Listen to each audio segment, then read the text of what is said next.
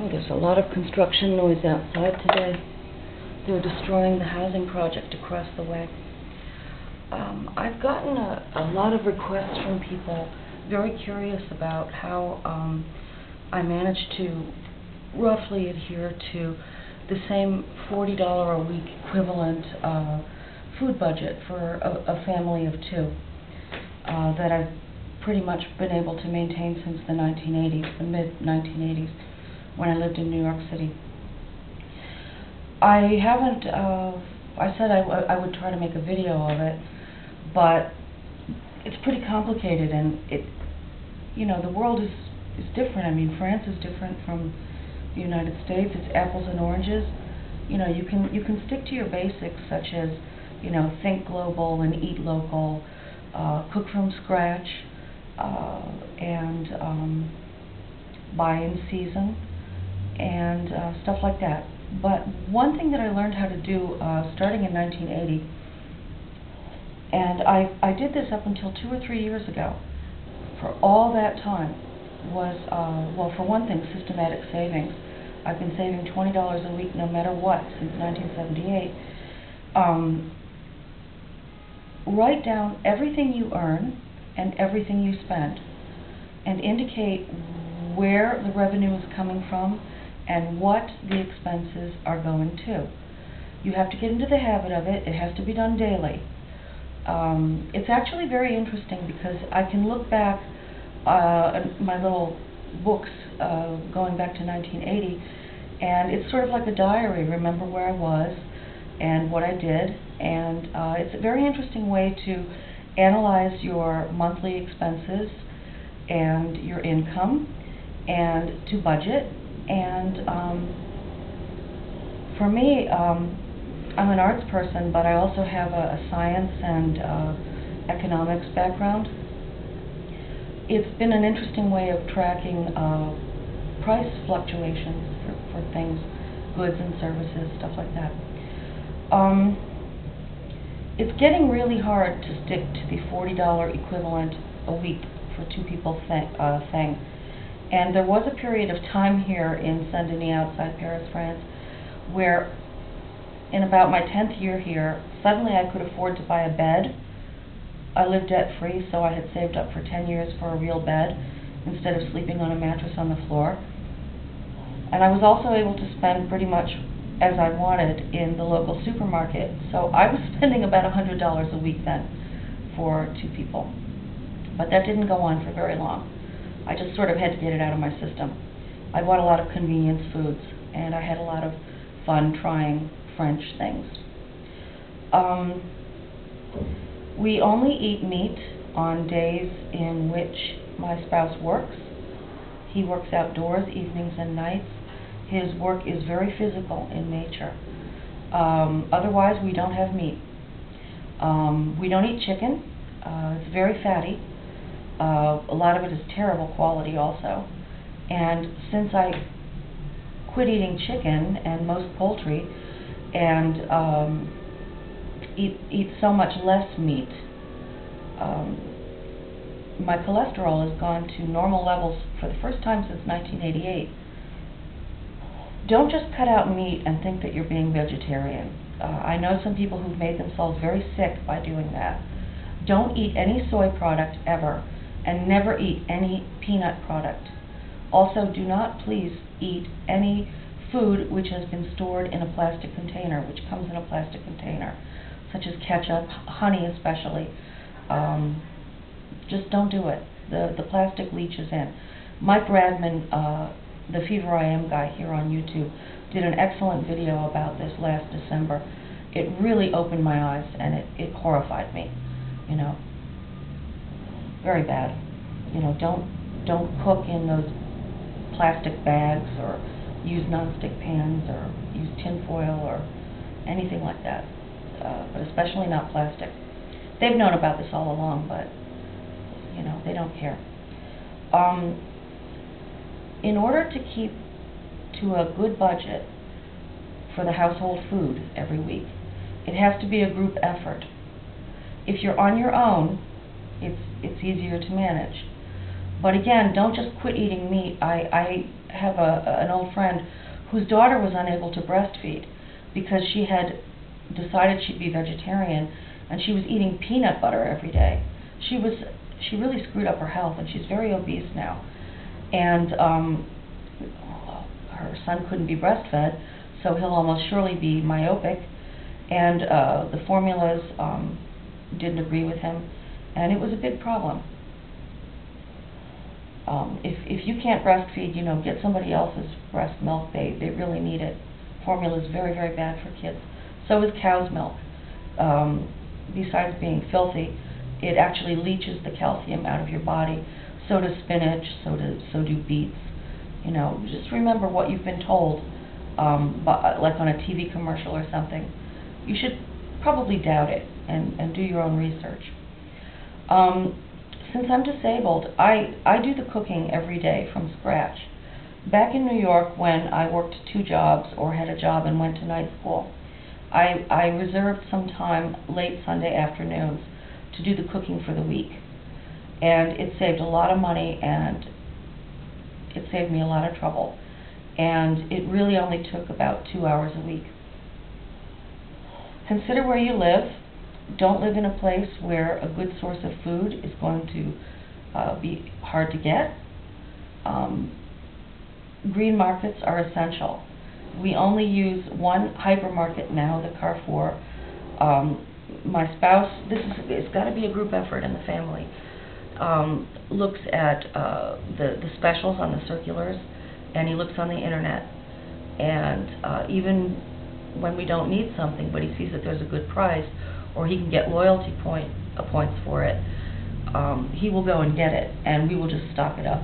And we save a lot of money that way.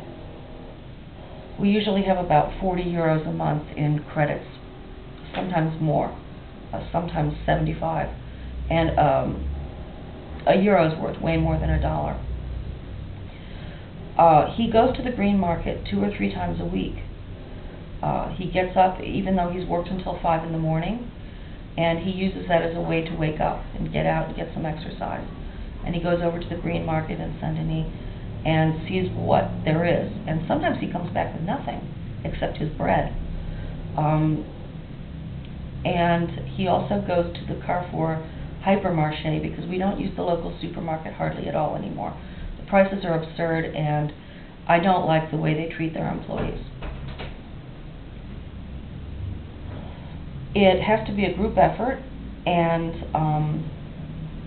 going out.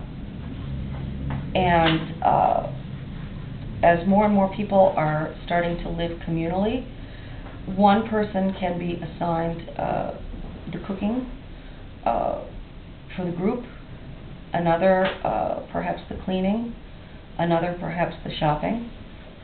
It has to be a concerted effort. So those are some of my thoughts on that.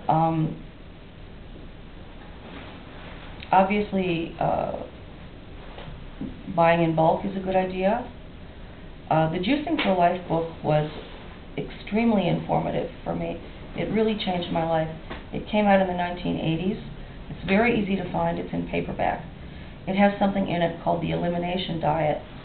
It's very easy to follow, and in 2 weeks you can identify if you have any food intolerances.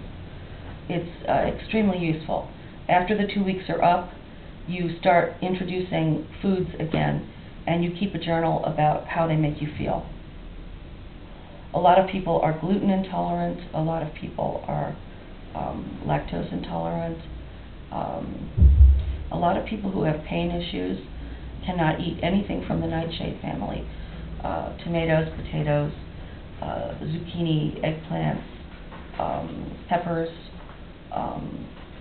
chilies, anything like that.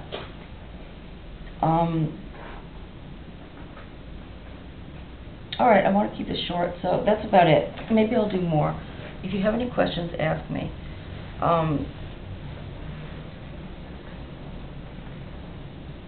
I don't recommend freezing a lot of things. You can't be sure of your power source. We actually do have power outages even here in Paris. They're very typical in France, in the countryside, because the power lines are not buried. So if there's bad weather, the power goes out for days. Freezers use a lot of electricity. We don't have clothes dryers here in France. Hardly anybody has one. They use too much electricity. They're not good for your clothes. A lot of people here in France do their own ironing. We hang things up on racks, clotheslines if we have a yard, to dry. They don't wash their clothes as often as you might think. They tend to keep clothes for a long time. Every town, every neighborhood has a retouche lady or man. This is somebody who repairs your clothing. They really tend to buy things and keep them for life here. So a lot of washing and drying is really not very good for the clothes. They don't dry clean very much here. It's very expensive. It's not fast. The chemicals are very unhealthy. It's just a luxury. People usually only have a few clothing items that require dry cleaning. Back to the cooking. I like to cook. So even though I'm not in very good health, I enjoy it, and I don't cook things that I can get here which are very good quality. You know, there's no point in me making bread or jam or many Italian products such as pasta, because Italy's right next door, and I can just get that stuff, you know, great. It's better than what I could make. Also, there's no point in my making cookies because the French have got that down, you know. So it really depends on where you live. I should probably do a separate video on eating habits in France. They're very different from what I knew in the United States. I gained a lot of weight when I moved here because I wanted to enjoy all the great food, and I was eating like an American. You know, I was really eating too much and too often. Very bad. I've learned a lot here. I don't like the food in Paris, but generally the food in France, the regional stuff, is very, very good. You will have to change some of your habits. You will have to start looking at what's in the ingredients, and you will probably feel better if you start cooking from scratch. Again, if you really hate it, I've even been in situations in New York where we had a neighbor, even in Ohio, where we had a neighbor who specialized in cooking or doing a certain type of food. And we would all chip in and or do barter, and we would get that cooked product or fresh product from them.